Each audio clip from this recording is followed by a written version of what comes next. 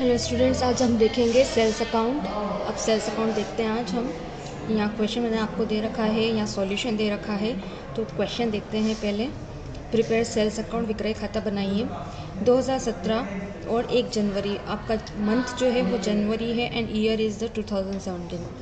तो पहला ट्रांजेक्शन देखेंगे, गुड्स सोल्ड फॉर कैश ₹2000, रोकड़ माल विक्रय किया।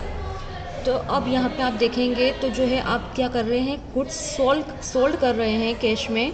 तो यहाँ पे जो है आपके गुड्स गए बिजनेस से, इसलिए सेल्स अकाउंट क्या होता है, क्रेडिट होता है। जब आप जनरल एंट्री करते हैं तो जनरल एंट्री में सेल्स अकाउंट क्या करते हैं, क्रेडिट करते हैं। और आप ये देखते हैं कि बिज़नेस में क्या आया है, तो बिज़नेस में कैश आया है तो आप कैश अकाउंट क्या करते हैं, डेबिट करते हैं। यह आपकी नॉर्मली जनरल एंट्री होती है। तो जब सेल्स अकाउंट हम बनाएंगे तो यहाँ देखेंगे कि सेल्स अकाउंट क्रेडिट हो रहा है, इसलिए सेल्स अकाउंट को हम क्या करेंगे, क्रेडिट साइड में एंट्री करेंगे। ठीक है। और क्रेडिट साइड में आपको जो है ₹2000 तो लिखना है, लेकिन हम जो है उसके अपोजिट साइड का जो चीज़ है वो लिखते हैं, कारण लिखते हैं। इसका मतलब जो सेल है, मतलब सेल से आपके गुड्स जो है वो जा रहे हैं, बट कैसे जा रहे हैं वो आप यहाँ लिखेंगे कैश में। मतलब आपके पास कैश आ रहा है और गुड्स आपके जा रहे हैं। तो यहाँ सेल्स अकाउंट में क्या हो जाएगा, बाय कैश अकाउंट 2000। आप यहाँ डेट डाल देंगे, सन आपको दोनों तरफ डालना है, फॉर्मेट का ध्यान रखिएगा।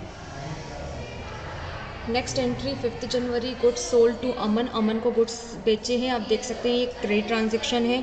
अगेन अमन को बेच रहे हैं, Aman is the receiver, so Aman account will be debited. And आपके बिजनेस से गुड्स गए, इसलिए सेल्स अकाउंट क्रेडिट होता है। ठीक है, ये जनरल एंट्री होती है। ये मैं रफ में करके बता रही हूँ, आप चाहे तो आप फेयर में भी कर सकते हैं और चाहे तो ना भी करें, क्योंकि क्वेश्चन में सिर्फ आपको सेल्स अकाउंट बनाने को बोला है। ठीक है। अगेन सेल्स अकाउंट क्या हुआ है, क्रेडिट हुआ है। तो यहाँ सेल्स अकाउंट फिर क्रेडिट साइड में एंट्री होगी। कैसे क्रेडिट हुआ है, क्यों क्रेडिट हुआ है, बाय अमन। अमन से मतलब अमन जो है उसको हमने माल बेचा है 1000 का, इसलिए सेल्स अकाउंट क्रेडिट हुआ है 5 जनवरी को। अगेन देखेंगे 10 January, goods sold off ₹5000 and received cheque. ठीक है, 5000 के माल आपने विक्रय किया है और चेक प्राप्त हुआ है उसके लिए आपको। तो अगेन आपको जो है पेमेंट तो मिल गया, आपके बिजनेस के बैंक अकाउंट में पैसा है, इसलिए ये डेबिट हो जाएगा। ठीक है। और आपके गुड्स चले गए बेचने से, इसलिए सेल्स अकाउंट क्रेडिट हो जाएगा। तो अगेन यहाँ पे सेल्स अकाउंट क्या हुआ है, क्रेडिट हुआ है। इस बार क्या हुआ है, बाय बैंक, मतलब पेमेंट हमको कैसे मिला है, थ्रू बैंक मिला है। और हमारे गुड्स कैसे गए हैं, हमने जो है उसको नकदी बेचा है, मतलब हमने उसको बैंक के थ्रू हमने उसका पेमेंट करा है। चलिए नेक्स्ट एंट्री देखेंगे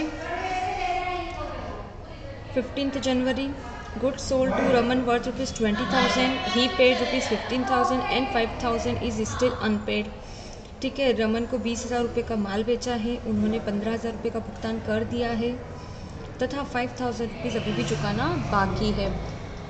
तो अब इस केस में आप देखेंगे तो जितने का भुगतान हो गया है, यहाँ देखेंगे तो ही पेड 15,000, मतलब ये तो हमारी कौन सी सेल हो गई, कैश सेल हो गई। ठीक है। और जो अभी भी चुकाना बाकी है वो कौन सी हो जाएगी, क्रेडिट सेल हो जाएगी। ठीक है, मतलब आधा का पेमेंट मिल गया तो आप क्या करेंगे, कैश अकाउंट डेबिट करेंगे, क्योंकि बिजनेस में पैसे आए हैं। ठीक है, कितने का पेमेंट मिला है हमको, 15,000 का, तो यहाँ 15,000 आएंगे।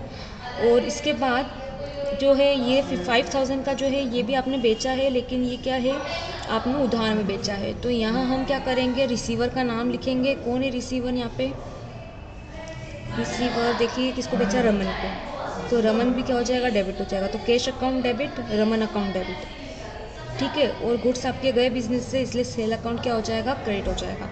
जनरल एंट्री बता रही हूँ मैं यहाँ पे। मतलब सबसे पहले तो आपके बिजनेस में कैश आया 15,000, फिर 5,000 का आपने क्रेडिट सेल करा है। तो बिजनेस में क्रेडिट सेल में कुछ नहीं आता है, नहीं आएगा आपके बिजनेस में, लेकिन आपका क्या हो जाएंगे, आपके डेटर भर जाएंगे। तो हम डेटर का नाम लिख देंगे, रमन, जिससे पैसा मिलना बाकी है, ये भी हमारे क्या है, एसेट्स ही, इसलिए ये भी डेबिट हो जाएगा। और बाद में आपके गुड्स चले गए बिजनेस से, इसलिए आप क्या कर देंगे, टू सेल्स लिख देंगे, क्योंकि यहाँ गुड्स क्या हो रहे हैं, जा रहे हैं थ्रू सेल। ठीक है।